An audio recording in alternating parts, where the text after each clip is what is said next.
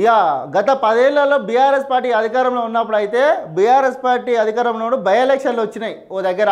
ఆ బై ఎలక్షన్లలో అయితే మన రామన్నను అయితే మాటలు అన్నాడు, ఒకసారి విందాము. అవి ఏందో ఒకసారి చూద్దాం ఫస్ట్. కాంగ్రెస్ లో ఉంటివి, అభివృద్ధి కాలేదంటివి, మరి బీజేపీలో పోతివి, అది కూడా ప్రతిపక్షమేనా? అభివృద్ధి ఆడికెళ్ళైతే ఏమన్నా ఆలోచన చేయాలి. గాడికి గడ్డేసి ఆవుకు పాలు విడితే పాలు వస్తాయా? గాడికి గడ్డేసి ఆవుకు పాలు విడితే పాలు వస్తాయా? మరి గాడికి గడ్డేస్తారా? సపరేట్గా ఆవుకే గడ్డేసి ఆవుకే పాలు విడుకుంటే అయిపోయాయి, అంతేనా? అర్థమైందా నేను చెప్పింది? ఏమన్నా గెలిపించుకుంటారా నన్ను?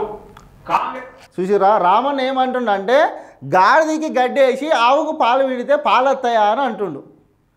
అంటే వాళ్ళ అధికారంలో ఉన్నప్పుడైతే ఇట్లనైతే రామన్న మాట్లాడిండు. మరి ఇప్పుడైతే అధికారంలో ఏమైనా ఉన్నారు, కాంగ్రెస్ పార్టీ అధికారంలో ఉన్నది. ఇప్పుడు ఎన్నికలు ఏడ జరుగుతున్నాయి, జూబ్లీస్లో జరుగుతున్నాయి.